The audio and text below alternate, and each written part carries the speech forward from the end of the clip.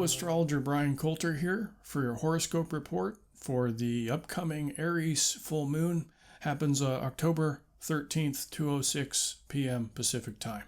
And this one is heated. A lot going on here. A couple weeks ago, when we had our new moon in Libra, it really set the tone for October. And that tone is a nice balance between Libra energies and Scorpio energies. Right now, we have Venus and Mercury in the sign of Scorpio, and we have the Sun and Mars in the sign of Libra. So for those of us who are sensitive to these planets, where they are in the sky right now, we'll be feeling it quite strongly, and it's going to be a relationship intensive. Our interpersonal surfboards are trying to keep a balance between Libra and Scorpio energies right now. Now, Libra waters tend to be a bit calmer, sometimes too passively so.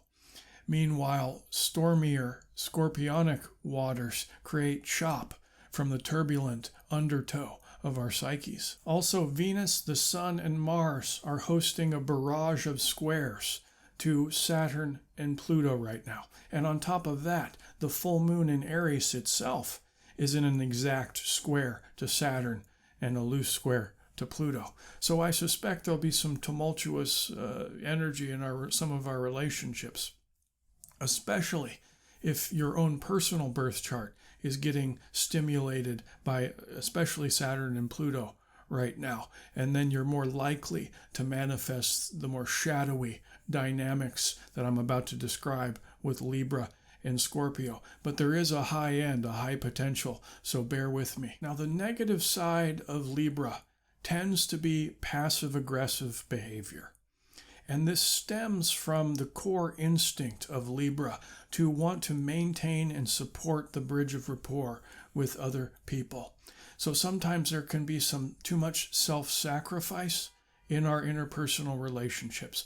Now, self-sacrifice isn't necessarily a bad thing, unless, of course, we're keeping score. The shadow side of Scorpio is moodiness and brooding, and in extreme cases, explosive emotional volatility. But this only occurs when we're obsessive about our own hurt places.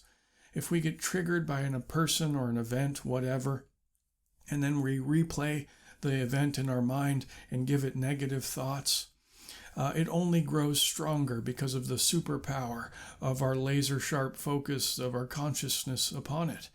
And then it only strengthens the subconscious association with that hurt place in us and imbues it with an insane magic until there eventually reaches a point where it explodes into manifestation and causes a great drama. Libra and Scorpio energies can play off of each other too. If we're overly passive-aggressive in our relationships, that passive-aggressive behavior can turn to resentment. And if that resentment is allowed to fester long enough, it creates an edginess in our psyche. Also, resentment tends to kill passion.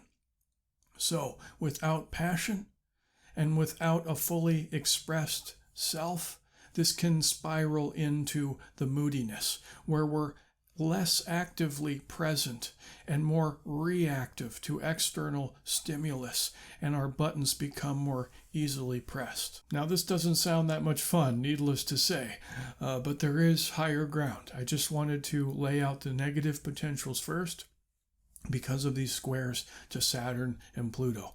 Also, it's just helpful information to help us to, sidestep some potential psychodrama in our lives. The good news is Libra and Scorpio are next to each other in the zodiac, and they can find a balance point with some slight adjustments. Libra is known as the scales in astrology, the platform balance, ounce of gold, ounce of lead coming into equilibrium with each other. And that's the primary instinctual drive for Libra, is to maintain that balance in relationships. And again, maintain that bridge of rapport, sometimes to its own detriment. But the goal or the desire inwardly is for love and intimacy. Albeit sometimes conditional love, it's still love, and that's nothing to scoff at. The scoffing can happen when it's not coupled with some realness and some honesty, which can be a potential blind spot for the darker manifestations of Libra. Enter Scorpio. Healthy Scorpio can provide a truth serum for the unspoken undercurrents of the muted self.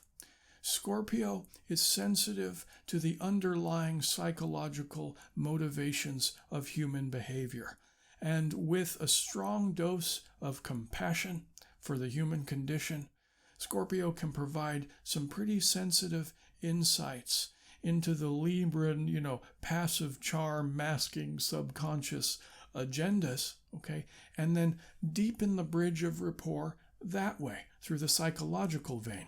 And Libra is not so accustomed to bolstering the bridge of rapport in that way, but these are how these energies can coalesce on common ground. So far, I'm painting Scorpio to be the hero in this story. But again, if Scorpio spirals out of control with obsession and desire, this can lead into some pretty explosive territory. In the most extreme cases, we have, destructive toddler warfare. Enter high-end Libra with its disarming sweetness. That same desire for maintaining the rapport can be infused into some pretty incredible counseling abilities and disarm the nuclear warheads of Scorpio's tantrums.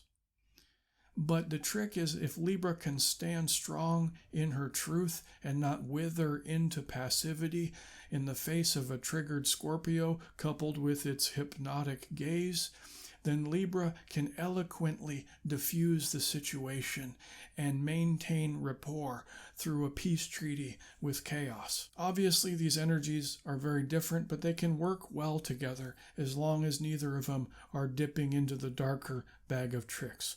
As always, we're kind of on this teeter-totter between light and dark, love and fear, and it's the decisions we make both inwardly and outwardly, which dictate which end of the polarity we tilt towards. So it's helpful to play with these archetypes in our mind so that we can more gracefully dance through the energy that's filtering through human consciousness right now. All that being said, let's turn our attention to the Aries full moon.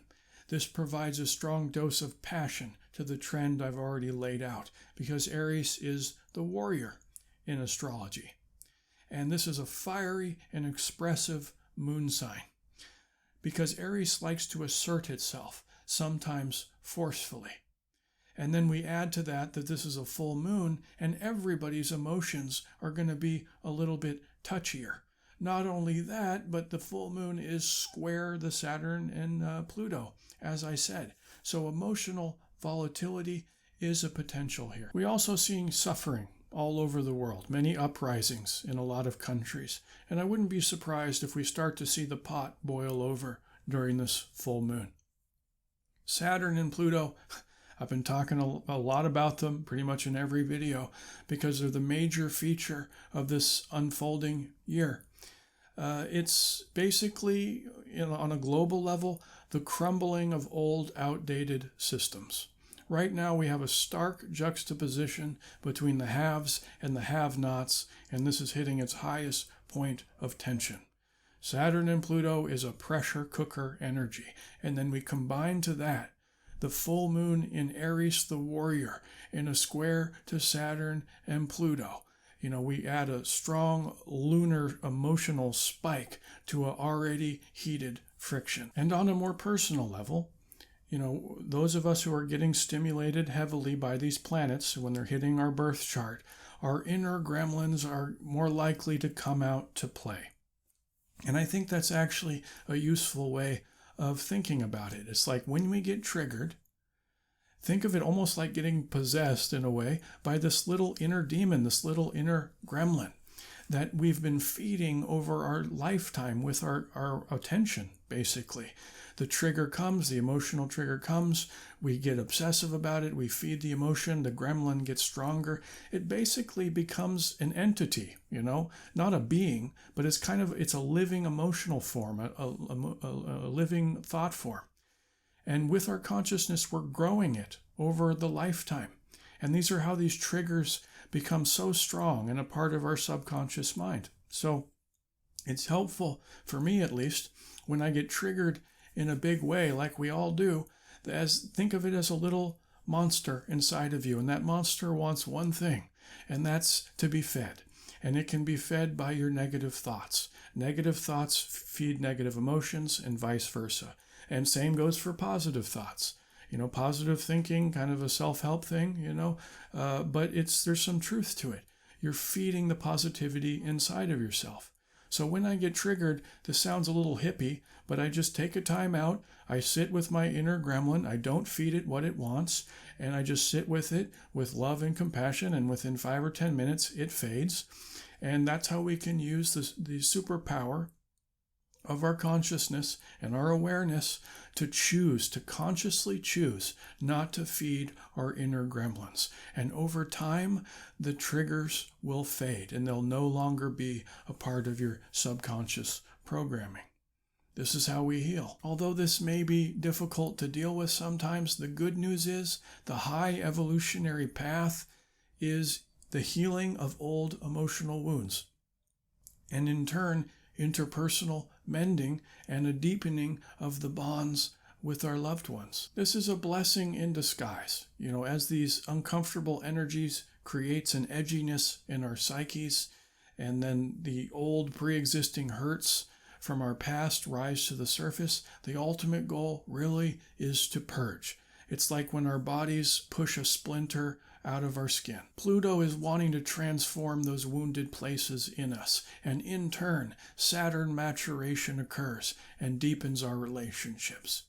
If we sprinkle in a little compassion and in the recognition that everybody's feeling this to a certain extent, folks are likely to be, a bit touchier.